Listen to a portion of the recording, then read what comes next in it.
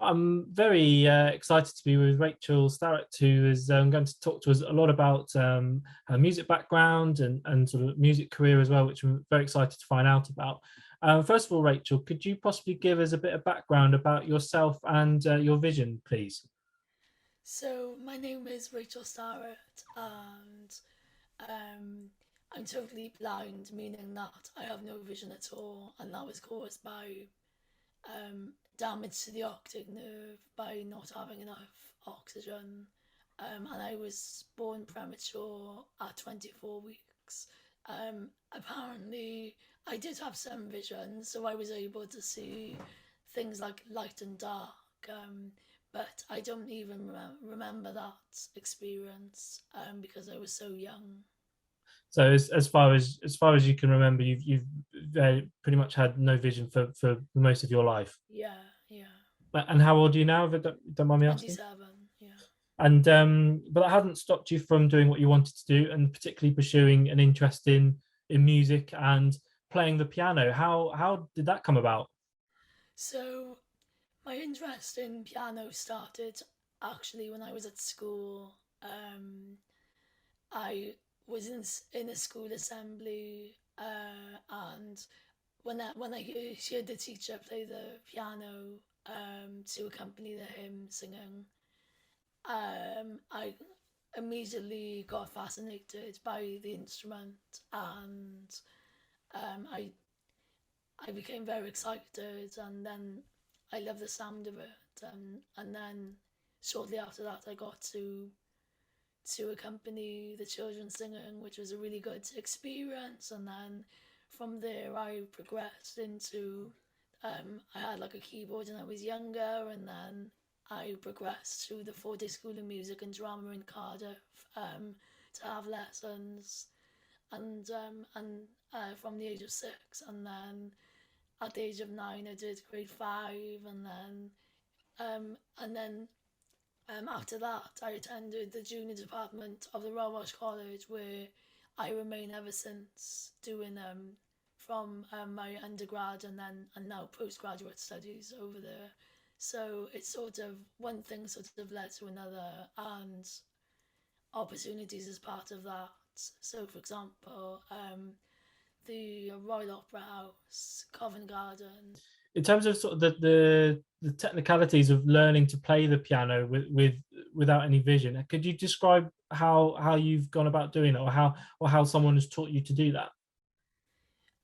Well, I have perfect pitch, which is part of it. So that means being able to identify any note just by hearing it. So that makes memorizing much easier. So I have a teacher that I've worked with for over a decade, and we would go through the piece by ear. So she would go over it hand separately, calling out the different fingerings. So we would decide on the fingerings and then focus on the technique and the sound production to create a certain character um, or narrative in the piece, and then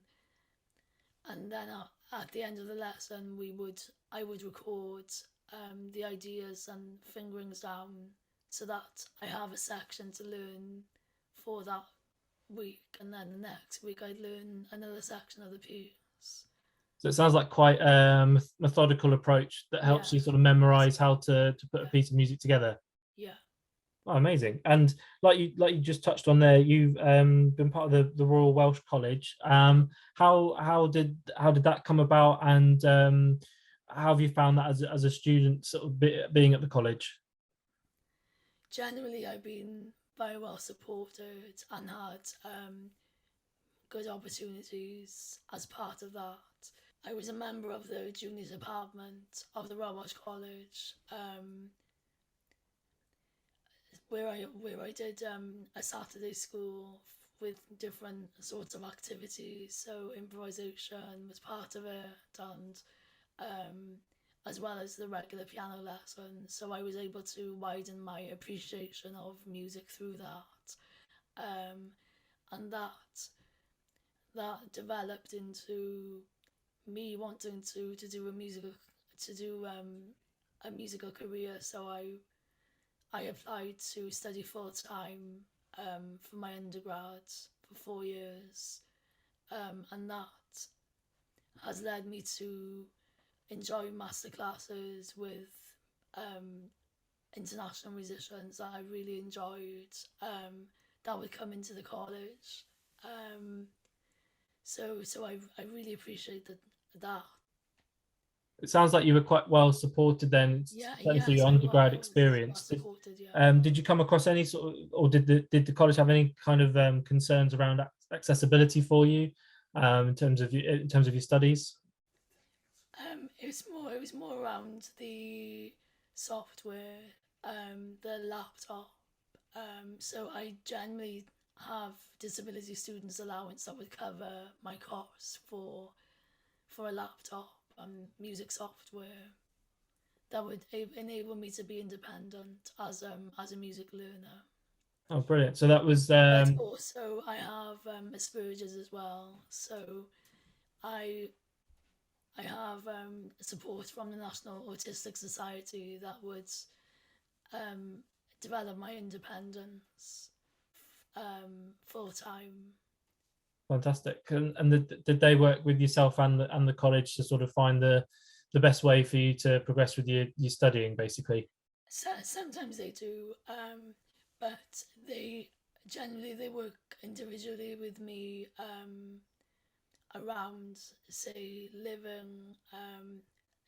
daily living skills, and I live in halls of residence, um, that which enables my independence rather than me being with my parents all the time. And it's a different life experience as well, living in halls and developing Yeah, social life and meeting other students. Have you found the sort of the student life aspect of being at college? I really enjoy. I do enjoy it, yes, because I really feel that it can expand my experiences, but it's also very tiring as well. So, but luckily for me, because it's only like half an hour's drive away from where I live, I I have the chance to rest about um, at home with my parents if I wanted to, whereas other students might not have that option. Sure. Yeah. No. Absolutely. So as part of your studying at the Royal Welsh College, you've had is this right, a placement in Barcelona? Yes. And as well as your talent for music, you seem to have a talent for languages as well. Yeah, so languages came as part of my A levels when I was in the Royal National College in Hereford, but I also studied languages at secondary school, um, and then studying A levels in languages inspired me to continue that pathway into the Erasmus placement, which I did as part of my final year of my bachelor's degree, and that was very fulfilling because I got to experience and appreciate different cultures that I wouldn't have had if I was a tourist, really, or just doing a normal holiday. So I wanted to just go outside the box. How many languages do you speak? Or how many languages do you know? I think three I speak fluently: the Welsh, English, Spanish. Wow. Um, the French I don't really use as often, um, but I think I genuinely like to listen to things that are not in my first language. So like films, programs, or anything that is a topic that really interests me, or read, say, interviews in the languages that aren't my first language, just so I can focus on how every sentence is like constructed. But I think again, it's more. I'm not really a person that tends to learn by reading, because if I know how it sounds, then I memorize it better than. Is there a link possibly between how you learn memorize music and how you're learning Yeah, I languages? think so. Yeah, for me, it's one of the same thing because then I just like um, I think I understand the more I focus on a specific thing, the easier it is for me to understand. So things like modern music can be quite challenging at first, but then if I have a method to do it, then it'll be more comfortable. So it's about being methodical in the learning rather than just like copying and repeating Yeah, everything. yeah.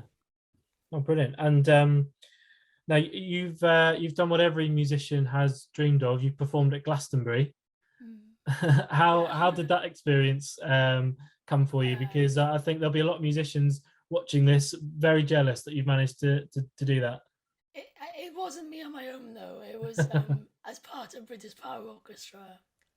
We had a gig performing selections from Barry White, and they asked me to be one of the synth players. So it was very thrilling being part of a large group because it was all this collective emotion that we were expressing about love and I that really enabled me to come out of my shell creatively, and I really enjoyed it. Well, it sounds incredible. Are there any other um, plans where or dreams or ambitions of where you'd like to perform next, or competitions that you'd like to enter next? um, I haven't really thought about it. I mean, I'm trying to take every opportunity as they come, um, and I was thinking maybe about Leeds competition, but I think now as I'm getting older, I think connecting is important rather than competing. But I think competing, even if you don't win, I just think it gives good opportunities anyway down the line. And I think the one thing that I can take from competitions is that it helps you learn how to prepare solidly and thoroughly rather than just always focusing on winning all the time. All the time. And I think that's really good advice. And actually, that leads on to my final question for you, really. We'll have a lot of young people in their teens, possibly even younger, watching this, thinking, well, actually, I haven't got any vision either, but I really want to pursue a career in music. What what would be your main advice or tip for any young person watching this, thinking, oh, actually, I'd like to do what Rachel's doing?